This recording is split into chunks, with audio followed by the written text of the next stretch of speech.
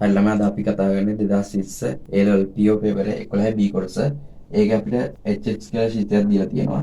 ඊට පස්සේ අපිට කියනවා x වර්ගයේ ඍණ 1 කියන එක සාධකයක් ලු.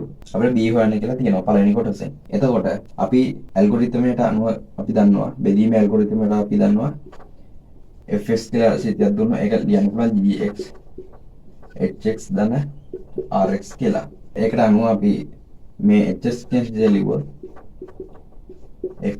x ගණය ඉන එකයි අපි හිතමුකෝ බෙදුවාම එන ලබ්ධිය qx වගේ එකක් qx x වර්ගය ඍණ එක සාධකයක් ඉඳලා ශේෂය බිඳුව. හරි. දැන් අපිට මේ x වර්ගය ඍණ එක සාධක වලට කතා කරනවා x ඍණ 1 සහ x ධන 1 කියලා. qx. හරි. දැන් අපි සාධක ක්‍රමයට අනුව මේකෙන් සමීකරණ දෙකක් ගන්න පුළුවන්. එතකොට අපි මෙහෙම ලියමු. x ඍණ 1 යනු hx की साधकයක් බැවි. පළවෙනි සමීකරණය ගන්න පුළුවන් hx වල x වෙනුවට x වලට එක ආදේශ කරාම අපි ශේෂ විදිහට බිඳුවක් එනවා. හරි. එතකොට අපි එක ආදේශ කරලා ගත්තොත් එකේ ඝණය a එකේ වර්ගය b එකයි ධන c සමානයි බිඳුවයි කියලා එනවා. එකේ වර්ගය එකයි ඊට පස්සේ a වලින් වැඩි කරාම a වෙනවා. ඊට පස්සේ මෙතන b වෙනවා. මෙතන c වෙනවා. අර එකේ ගණය අර පැත්තට ගියාම ඍණ එකක් වෙනවා.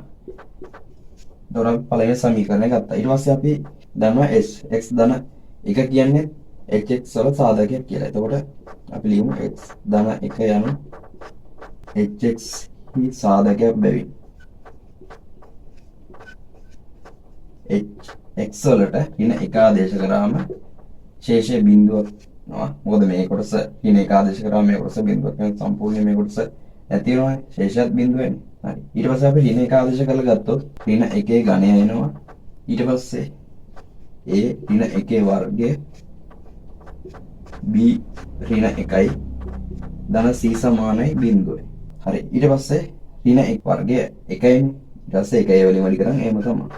මෙතනින් එනවා ඍණ b ධන c ඍණ එකේ ගණනය කියද ඍණ එකයි ඊට පස්සේ ඍණ එක මේ සමාන ලකුණේ හැවතර ගියාම ධන එකක් වෙනවා. දෙක. දැන් අපිට සමීකරණ දෙකක් ඇවිල්ලා තියෙනවා. මේ සමීකරණ දෙකෙන් බලන්න මෙතන ac කියන එක දෙකේම ධන. එතකොට අපිට එකෙන් දෙක අඩු කරලා b වලට උත්තරය ගන්න පුළුවන්. අපිට පළවෙනි සමීකරණය තමයි a ධන b ධන c සමානයි ඍණ 1 ඒක පළවෙනි සමීකරණය. අපිට ආපු දෙවෙනි සමීකරණය තමයි a ඍණ b ධන c සමානයි 1. මේක තමයි දෙවෙනි සමීකරණය. එතකොට අපි දැන් එකෙන් දෙක අඩු කරොත් b වලට උත්තරය ගන්න. එකෙන් දෙක අඩු කරමු a ධන b ධන c වලින්. දැන් එකෙන් දෙකනේ අඩු කරන්නේ. එතකොට මේක ඍණ වැඩි කරගෙන ගියාම ඍණ a ඍණ වැඩි කරාම ඍණ b ධන b වෙනවා. ඍණ c සමානයි ඍණ 1 ඍණ 1. එතකොට මේ ධන a වලට ඍණ a කැපෙනවා. ධන c වලට ඍණ c කැපෙනවා. එතකොට 2යි b සමානයි මේ පැත්තෙන් එනවා ඍණ 2යි. එතකොට b වල අගය අපිට එනවා ඍණ 1යි.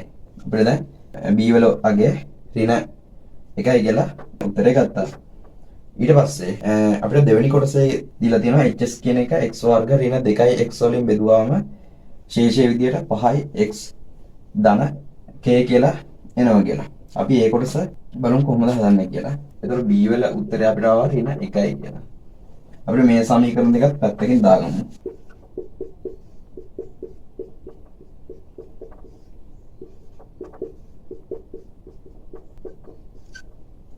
හරි. අපිට දෙවෙනි කොටසේ කියනවා hs කියන ශීතය බෙදන්නේ කියන්නේ x වර්ග ඍණ 2යි x වලින් බෙදුවාම අපි හිතමු wx වගේ ලබ්ධියක් ආවා. එතකොට ශේෂ විදිහට කියනවා 5යි x ධන kලු. 5x ධන kලු. හරි. ඊට පස්සේ අපිට දැන් මෙතන x වර්ගය මෙතන 2x තියෙනවා. ඒතර අපිට x එළියට ගන්න පුළුවන්. x එළියට ගත්තම x ඍණ 2 wx ධන 5යි x ධන k.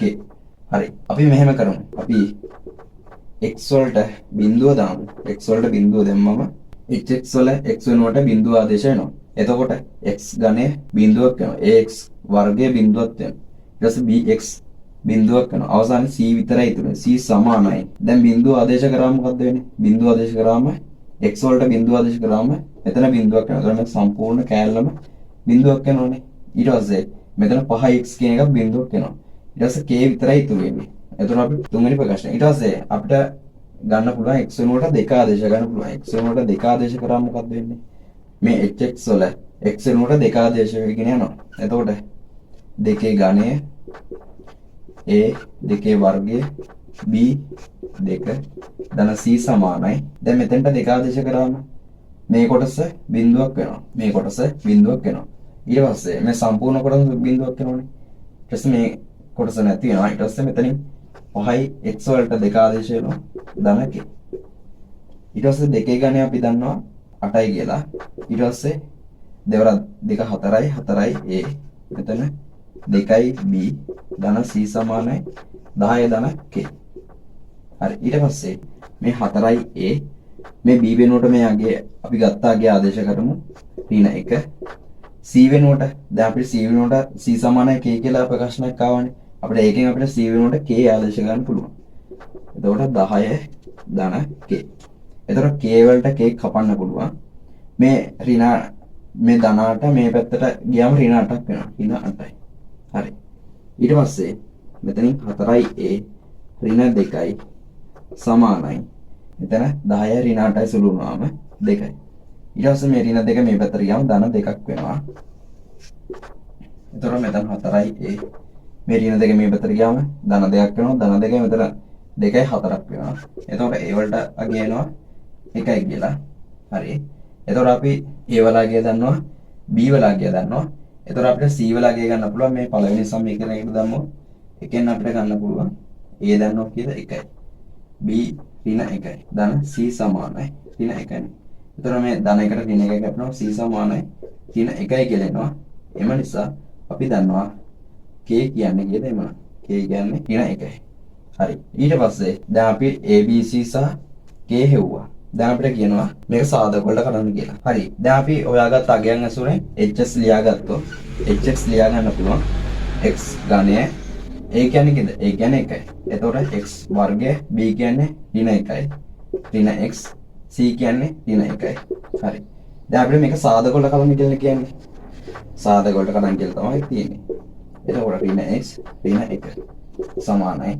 දැන් අපිට කලින්ම දීලා තියෙනවා x වර්ගය ඍණ 1 කියන එක මේ hx වල සාධකයක් කියලා. එහෙනම් අපි සාධකයක් දන්නවා x වර්ග ඍණ 1 කියන එක මේක සාධකයක් කියලා.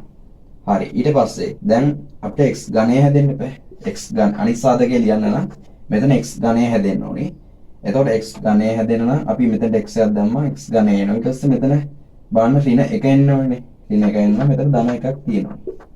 දැන් මෙතනින් x ඝනය එනවා. ඊට පස්සේ අන්තිම පදේ විදිහට ඍණ 1ක් එනවා. ඊට පස්සේ අපි මේක ලියන්න පුළුවන් x ඍණ 1 සහ x ධන 1 විදිහට x ධන 1. ඊට පස්සේ අපිට මේ දෙක ලියා ගන්න පුළුවන් x ධන 1 වර්ගයක් විදිහට. x ඍණ 1 x ධන 1 වර්ගයක් විදිහට. මේ විදිහට තමයි අපිට මේක සාධක කොට කරන් තියෙන්නේ. එහෙනම් අපි අලුත් ගානකින් හම්බෙමු.